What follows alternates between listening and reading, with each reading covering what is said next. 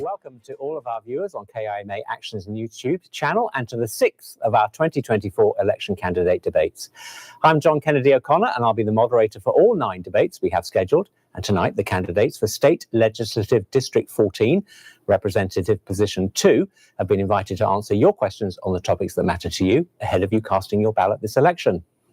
Now, we will welcome your live comments while we're on the air. To comment, you just need to click the subscribe button and you will see yours and other comments on the right of your screen as they appear. However, we will not be putting any of your comments to the candidates during the actual debate. Now, we are pleased to welcome to the studio Democrat candidate Ana Ruiz Kennedy. Unfortunately, Ms. Ruiz Kennedy's opponent, Deb Mangeros, the Republican candidate, has declined the opportunity to take part in this debate. Ms. Mangeros' publicist sent us this statement. I appreciate your enthusiasm for engaging in a debate, but at this time, my client, Deb Mangeros, is focused on other priorities and is unable to participate. Additionally, Ms. Mangeros herself sent me a text message that read, I am going to decline the debate. Now, we have allowed 1 hour for each debate with 2 candidates. Tonight, we will have a 30-minute broadcast. The rules of this debate will be the same as any other where both candidates decide to participate. I will ask a question that the candidates have not been shown, and the candidates will each have 2 minutes to answer, followed by a 1 minute each for rebuttals. But since Deb Mangeros has declined to participate, Ana Ruiz Kennedy will be given up to 3 minutes to answer each question uninterrupted. Now, Ms. Ruiz Kennedy has already recorded a personal statement, which you will find on our YouTube channel. Ana, thank you very much indeed for being with us tonight. And I'd like to start with the first question. And the first question comes from an Action News viewer here in Wapato, who had a very specific question for Deb Mangeros, but we are putting it to both candidates. All voters received the voter's guide where you both made personal statements, and in her statement, Deb Mangeros wrote of her long involvement with the City of Wapato Chamber of Commerce. But after moving her business to Yakima, today Wapato is a hollow shell of what it once was, with countless vacant and boarded up businesses. How has this been good for the City of Wapato? And again, those are the questioner's words. And Ms. Ruiz Kennedy, you have up to 3 minutes to answer. Well, thank you again for putting this together. And this is a great opportunity for all the voters to hear from the candidates. One of the opportunities that the voters have is through the voter's guide, but also is to hear from us. And this is a very, it's a very good question. You know, when I've been canvassing in Wapato, I see that there's a lot of opportunity to bring new businesses and industry that would be able to supply with good paying jobs. There is also a young community that is seeking to return. You know, when we invest in education in our students, in our children, we want them to graduate high school, to go on to college or trade school, and to come back to our communities. And in Wapato, and you know, so many cities throughout the valley, our youth leave because they don't have opportunities. For me, we made a point to live in downtown Pasco, and we want to help revitalize. And in my job, I am a business liaison. I support businesses. We fund businesses because small businesses is the backbone of our economy. So I think it's really important to have a candidate that also lives their values. I can speak for my opponent, but I can tell you that in my life, I've been able to live my values. We are in downtown Pasco. We're helping revitalize our area, our downtown. And I think the voters deserve a candidate that is going to fight for small businesses and bring small businesses and make her community or their communities better. Well, thank you very much. Thank you. And our second question tonight also comes from an Action News viewer, but they're here in Yakima. In the same voter guide, Ms. Ruiz Kennedy wrote about housing costs being too high and divisiveness in government. What specific policies will you both be putting forward to fix both issues? And Ms. Kennedy, once again, you have up to 3 minutes for your answer.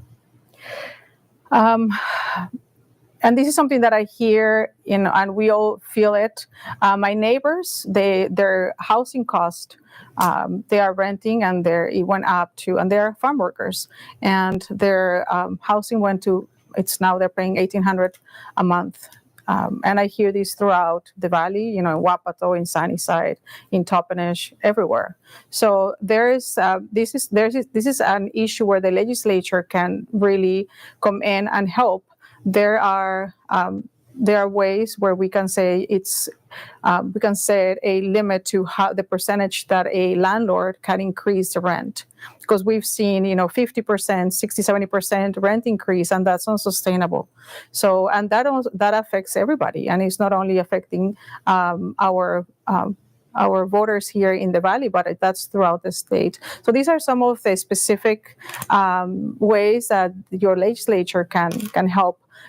As a voter, you send 3 representatives to Olympia, you send 1 senator and 2 state representatives. So this is the work that we do for you.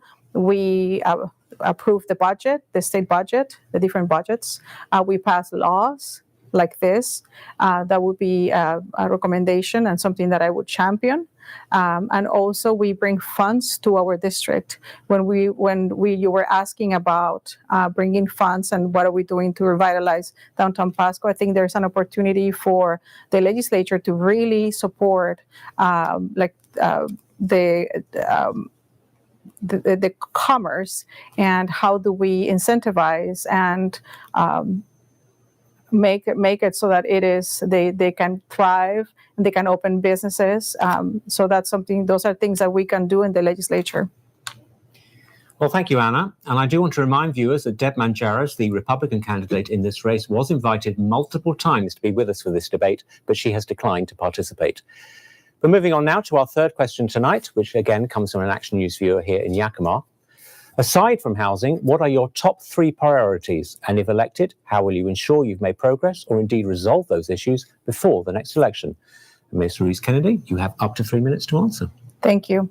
Another issue that we have in our communities throughout the state, and especially here, we see it in our downtowns. We have a fentanyl crisis, and that is our people need help. And when I am, I have the support of the firefighters, and I see and I hear their concerns, and they've been very open about it. A lot of their calls are to help people in distress that are suffering from drug addiction.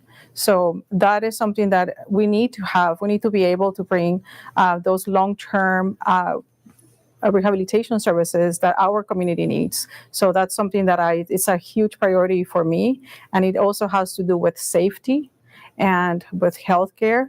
And so that's something that I'm fighting for. And I've already prepared, and I've been talking to the legislature. Now with legislators in Olympia, we've been canvassing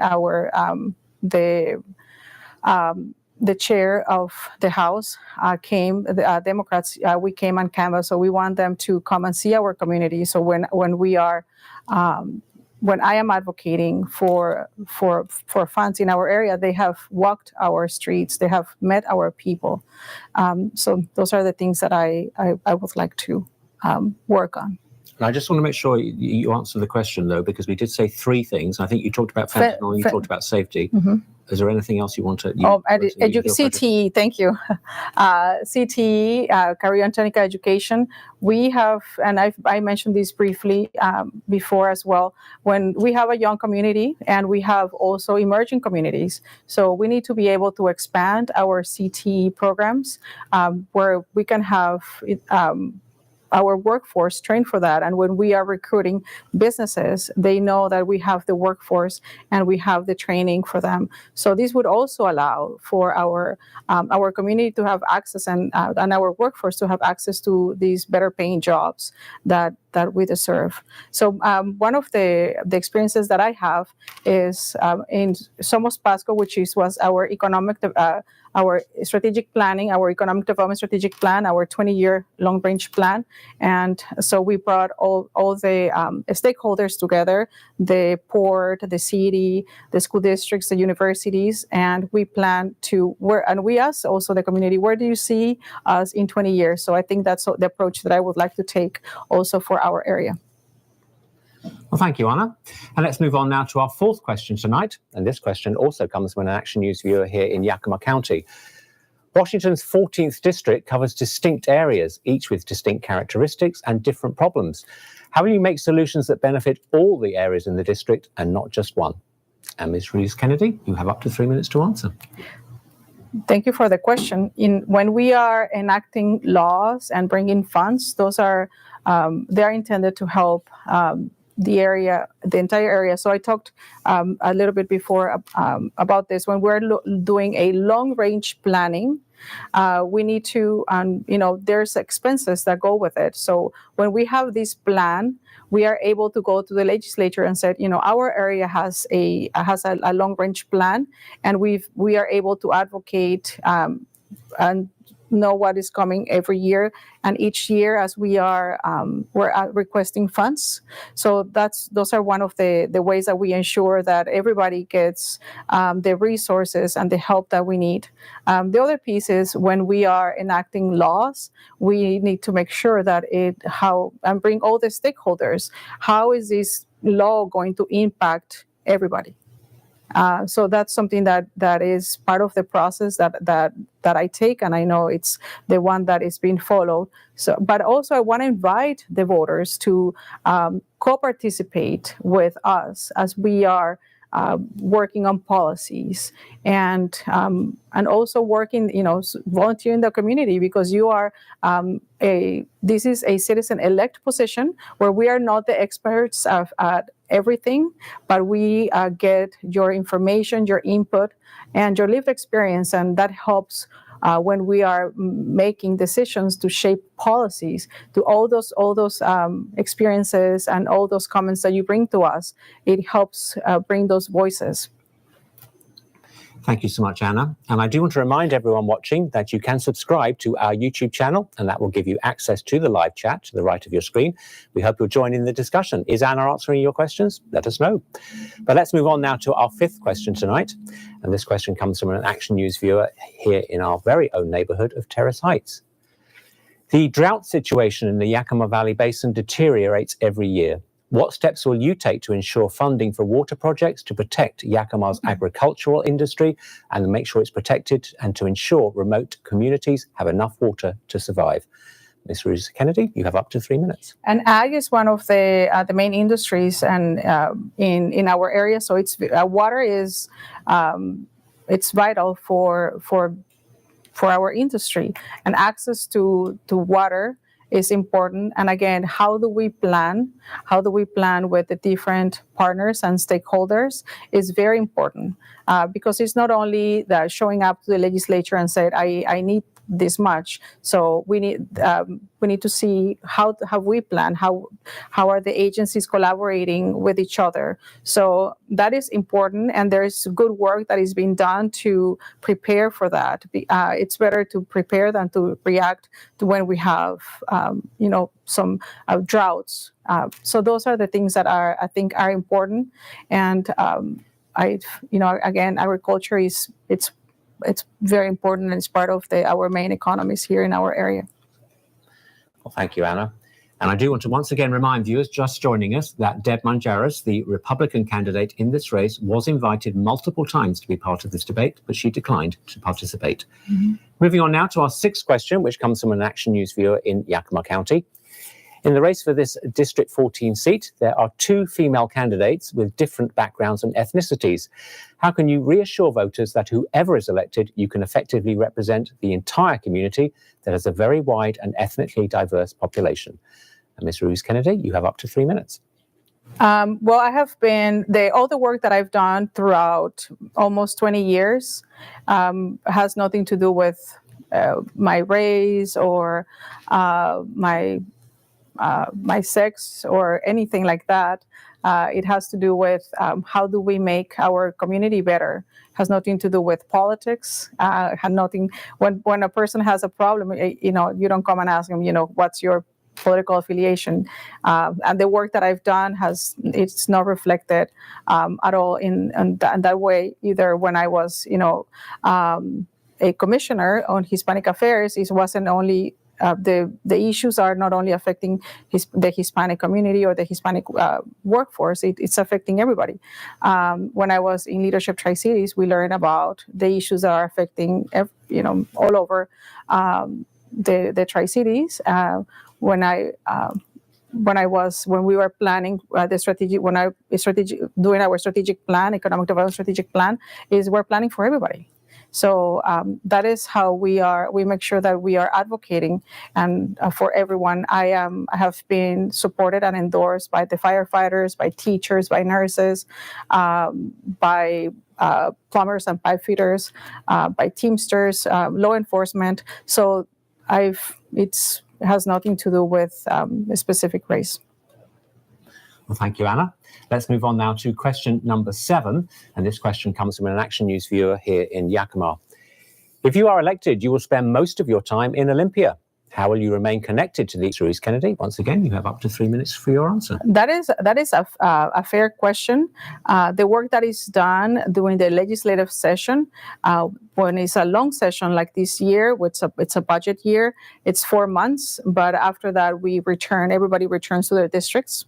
And, I have my house here in Pasco. So I intend to come home, and I think all the legislatures that's what they do. They go back to their districts, and that's when a lot of the work happens. Visiting all the different regions and listening to the constituents. What are the problems that are going on? So that is also the rest of the year, the work that is done. So I encourage everyone to reach out to us.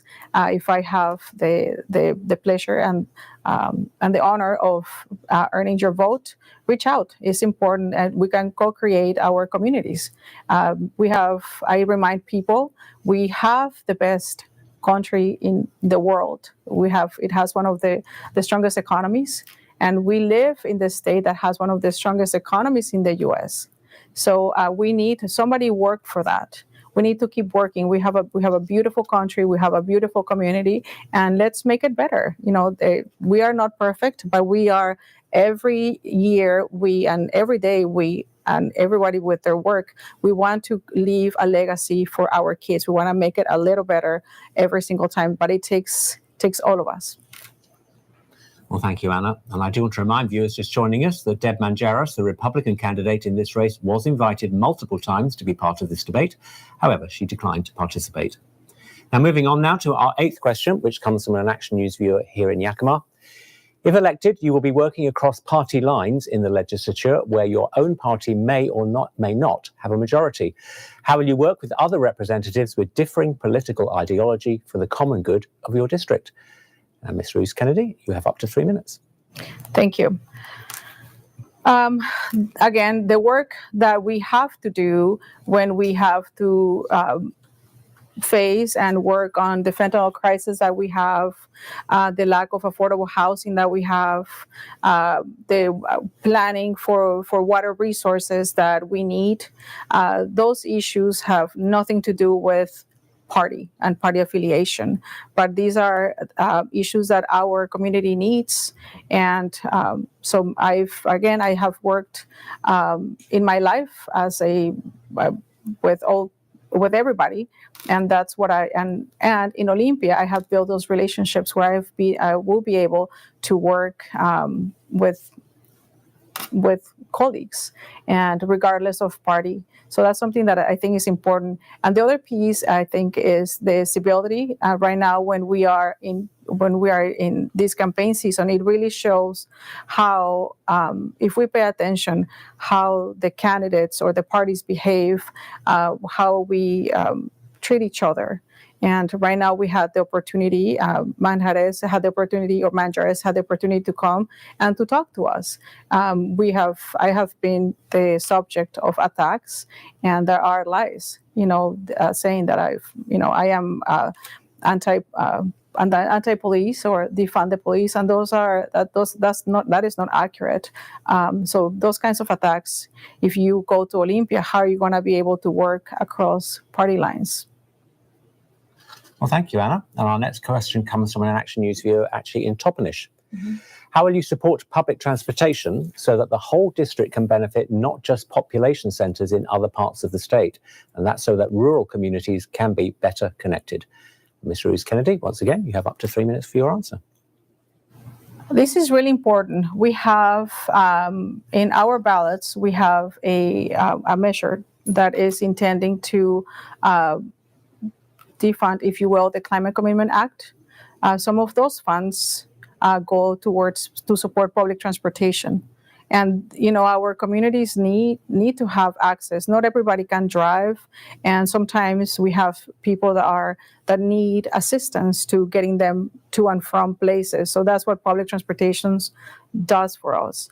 I encourage it. Public transportation is so important, and especially in the rural areas. So that's something that I would support. When we have some counties that are talking about removing some of the funds that public transportation is receiving, and so they would like to do that to cover some of their budget holes, and that would be to the detriment of our most vulnerable people. We're at the time where we need to be transitioning to electric bus, and that is some of those funds come from the Climate Commitment Act. So that would be devastating for the plans and for what we need to do in our communities. So I would really encourage you to look at how this would affect, again, public transportation. And I would always support that. Thank you. Well, thank you, Anna. And our final question in this election candidate debate comes from an Action News viewer here in Yakima. How do you plan to raise the day-to-day quality of life for residents in the Yakima Valley? So, Ms. Lucas Kennedy, you have up to 3 minutes for the answer to the final question. When we have a community that has a good education system, when we're preparing our students to be active and healthy members of our communities, when we have good paying jobs in our community, when we have safe streets, when we are helping those that are in need, that are suffering from a fentanyl crisis, which that affects everybody. They are our brothers and sisters that are in need, and they're outside of our homes and streets and businesses. So we need to be able to help people that are in desperate need of help. So those are the things, ensuring that that our schools are funded, that we have safe streets, that our people that are suffering from a crisis, a drug addiction crisis, are able to receive help, when we have good paying jobs. And I think, when we have, I believe that our institutions, our government institutions really want to work for you. So working together, and I know that they come to work to plan to how can we make our community better. So my role as a legislator is going to be to work with them and to listen how can we improve our communities together. So it's not only one person that does this work, but it's all of us. So those are the things that how I work and how I would like to approach this office. Well, thank you very much. And that's all of our time for the 6 of our 9 2024 election candidate debates. I want to thank Ana Ruiz Kennedy very sincerely for being with us tonight and for taking our viewers' questions. We are once again very sorry that the Republican candidate, Deb Manjaras, refused to participate. And I want to thank you for watching and for all of your questions and comments. Once again, we are sorry that the Republican candidate was not here, but we hope you have found this discussion helpful in making up your mind for the upcoming election in this race. Now, our next debate is Monday, October 21st at 7 p.m.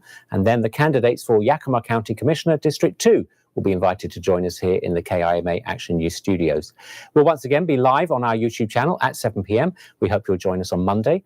For now, good night and have a very good weekend. Bye-bye.